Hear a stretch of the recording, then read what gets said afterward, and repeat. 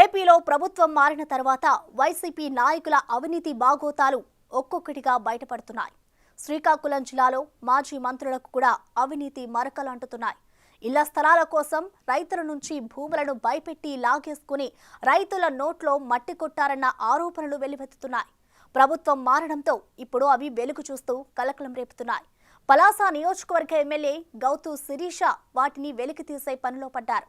ఆ క్రమంలో వైసీపీ పాలనలో శిరీషాని ముప్పు తిప్పలు పెట్టిన మాజీ మంత్రి అప్పల రాజుకి బ్యాడ్ టైం స్టార్ట్ అయిందంటున్నారు.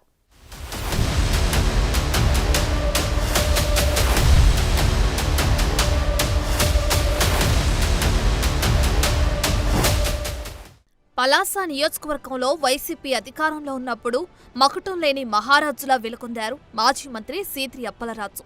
గత ఎన్నికల్లో తన చేతిలో పరాజయం పాలైన టీడీపీ అభ్యర్థిని గౌతు శిరీషను అప్పట్లో ముప్పు తిప్పలు పెట్టారు. నియోజకవర్గంలో తనకు ప్రత్యర్థి లేకుండా చేసుకోవాలన్నట్లు వ్యవహరించారు. గత 5 ఏళ్లలో గౌతు శిరీషని వేధించిన ఆయనకు బ్యాడ్ టైం స్టార్ట్ అయింది. ప్రస్తుతం శిరీష చేతిలో పరాజయం పాలైన అప్పలరాజు అరాచకాలు ఒక్కటొక్కటిగా బయటకు తీస్తున్నారు ఆమె.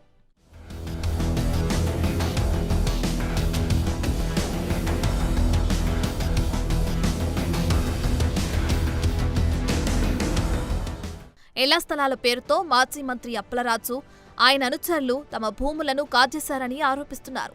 తమకు ఇష్టం లేకపోయినా తమని భయపెట్టి తమ భూములను లాక్కున్నారని ఆవేదన వ్యక్తం చేస్తున్నారు. మంచిగా పంటలు చేతికొచ్చే టైంలో భూములు లాక్కుని తమ వారి మరణానికి కారణమయ్యారని ఆవేదన వ్యక్తం చేస్తున్నారు. ఇళ్ల స్థలాలు పేరుతో తక్కువ ధరకు తమ జీడి తోటలతో ఉన్న భూములను బెదిరించి లాక్కున్నారని రైతులు ఆరోపిస్తున్నారు. ఆ భూములలో ఎక్కడ ఇళ్ల నిర్మాణం చేపట్టలేదని ఆగ్రహం వ్యక్తం చేస్తున్నారు. మాజీ మంత్రి సీద్రి అప్పలరాజు తమకు భూములకు తగిన ధరను ఇప్పిస్తామని హామీ ఇచ్చారని, అయితే డబ్బులు ఇవ్వకపోగా తమ భూముల్లో రియల్ ఎస్టేట్ వ్యాపారం చేస్తున్నారని రైతులు ఆగ్రహం వ్యక్తం చేస్తున్నారు. కూటమి ప్రభుత్వం న్యాయం చేయాలని రైతులు కోరుతున్నారు. ఇప్పుడు 36 సంవత్సరాలు 40 సంవత్సరాలు దగ్గర అయిపోయింది సార్. అక్కడ సీడు తోట మున తోట ఇవన్నీ వేసి పుట్టించి భూమి అభివృద్ధి చేసి కొండలు తవ్వేసి పెండ్లు వెళ్ళేసి వేసుకొని మేము కష్టపడి ఉంచింది సార్. ఇప్పుడు ఈ ప్రభుత్వం రాగానేమో శుభ్రంగా తీసేసి ఏజీ ప్లేట్ తవ్వేసి మరి అన్ని తీసేనారు సార్. ఇప్పుడు మా భూమి మాకు కావాలా, ఏమైనా ఈ ప్రభుత్వమైనా న్యాయం జరుపుతుంది అని చెప్పేసి మేము ప్రార్థిస్తాం. ఫారం బొగిలు తీసుకున్నారు సార్. తీసుకున్న తర్వాత మాకు ఇప్పుడు ఏదో అన్యాయం ఏదో డబ్బులు గిబ్బులు ఇస్తాము ఏదో చేస్తామన్నారు. ఇంతవరకు మాకు ఏటి ఇవ్వలేదు సార్. చెట్టు శామ వేసుకుని ఎంతే చెట్లు వేసిన మీకు గడ్డ నుంచి రాళ్ళ నుంచి కొండల నుంచి నీళ్ళు తెచ్చి పోసి మొక్క మొడిపించినాము అన్నట్టు మాకు ఏటి ఇవ్వలేదు సార్. మాకు చాలా కష్టం పేదోళ్ళం సార్. ఆ యొక్క జగనన్న మాకు ఏదో ఇస్తామనుకుని ఎన్నో కొన్ని రకాలు చేసినట్టు జగన్ మాకు ఏటి ఇవ్వలేదు. 2019 ఎన్నికల తర్వాత పలాసలో ఇద్దరి పేర్లే ఎక్కువగా వినపడేవి. ఒకటి మంత్రి సీద్రి అప్పలరాజు, మరొకరు గౌతు శిరీష. గత 5 ఏళ్లు ఇద్దరి మధ్య యుద్ధ వాతావరణం నడిచింది. విమర్శలు ప్రతి విమర్శలతో నిత్యం ఇద్దరి మధ్య పచ్చగడ్డి వేస్తే బక్కుమనే పరిస్థితి ఉండేది. నువ్వెంత అంటే నువ్వెంత అనే ఘర్షణ వాతావరణం కనిపించేది. అయితే అధికారంలో ఉండటంతో సీద్రి అప్పలరాజు పెత్తనం కొనసాగేది. గౌతు శిరీషాని అనేక ఇబ్బందులకు గురిచేశారు. ఆఖరికి మంత్రి అప్పలరాజు పెట్టిన ఇబ్బందులకి శిరీష కన్నీరు పెట్టుకున్న సందర్భాలు కూడా ఉన్నాయంటే ఆయన ఎంత నియంతృత్వం ప్రదర్శించారో అర్థమవుతుంది. 2019 ఎన్నికల తర్వాత సీద్రి అప్పలరాజు శిరీషని ఇబ్బంది పెట్టడానికి వచ్చిన ప్రతి అవకాశాన్ని వినియోగించుకున్నారనే వాదన ఉంది. ఆమె చేస్తున్న అవినీతి ఆరోపణలపై హోందాగా స్పందించాల్సిన సీద్రి కక్షపూరిత ధోరణితో వ్యవహరించారనే వాదన ఉంది. ఆమెపై కేసులు పెట్టడమే కాకుండా పలాసలో ఆమె కట్టుకునే ఇంటికి అనుమతుల విషయంలో కూడా ఇబ్బందులు పెట్టారన్నది బహిరంగ రహస్యం. ఆఖరికి శిరీష నిర్మించుకుంటున్న ఇంటికి కరెంటు కూడా ఇవ్వకుండా విద్యుత్ శాఖ అధికారులను అప్పలరాజు పైపెట్టారు. అలా శిరీషను రాజకీయంగా అడ్డుకోలేక వ్యక్తిగత దాడులకు దిగారనే అపవాదుని మూటగట్టుకున్నారు.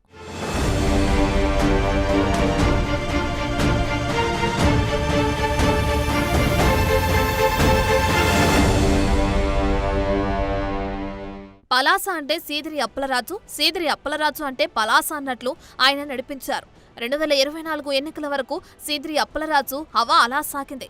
సీద్రి అప్పలరాజు మాట కాదని ఎవరూ కూడా ఒక్క పని కూడా చేయలేని పరిస్థితి ఉండేదంటారు. అధికారం తమకే శాశ్వతమన్నట్లు రెచ్చిపోయిన సీద్రి తాను ఏది చెప్తే అదే కరెక్ట్ అన్నట్లు వ్యవహరించారు.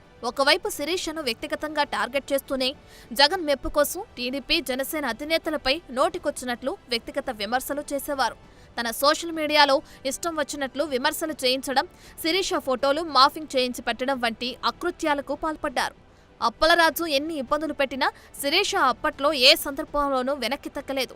ఇప్పుడు సీన్ మారింది. 2024 ఎన్నికల్లో పలాస ప్రజలు అప్పలరాజుపై గౌతు శిరీషని 40,000 ఓట్ల మెజార్టీతో గెలిపించారు. పలాసలో గౌతు శిరీష టైం స్టార్ట్ అయింది. 5 ఏళ్లు సీదిరి అప్పలరాజు వలన ఇబ్బందులకు గురైన శిరీష రిటర్న్ గిఫ్ట్ ఇవ్వకుండా ఉంటారా? ఎమ్మెల్యే గౌతు శిరీష గేర్ మార్చారని వాదన కూడా వినిపిస్తుంది. తనను 5 ఏళ్ల పాటు ఇబ్బంది పెట్టిన అప్పలరాజుకి గట్టిగా బుద్ధి చెప్పాలని నిర్ణయించుకున్నట్లు తెలుస్తుంది.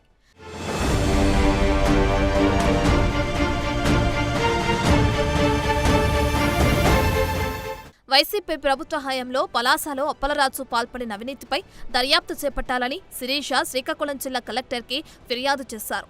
మంత్రిగా ఉన్న సమయంలో ఆయన భూ కబ్జాలకు పాల్పడి సూదికొండ, నెమలికొండల్లో అడ్డగోలు తవ్వకాలు కొనసాగించారని, వాటన్నిటిపై విచారణ జరిపించారని స్థానిక ఆర్టీఓకి ఫిర్యాదు చేశారు. అలాగే చంద్రబాబుపై అప్పలరాజు చేసిన అనుచిత వ్యాఖ్యలకు సంబంధించి ఆమె కాశీబుగ్గ స్టేషన్లో ఫిర్యాదు చేసి ఎఫ్ఐఆర్ నమోదు చేయించారు.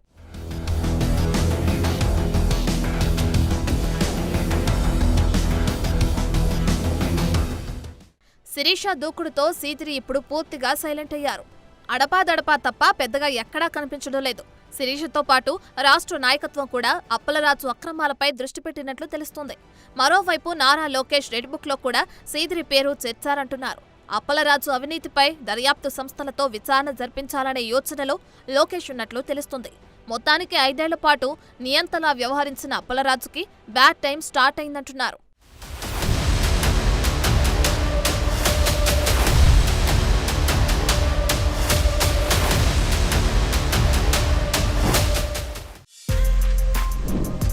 For more videos like this, subscribe Big TV channel.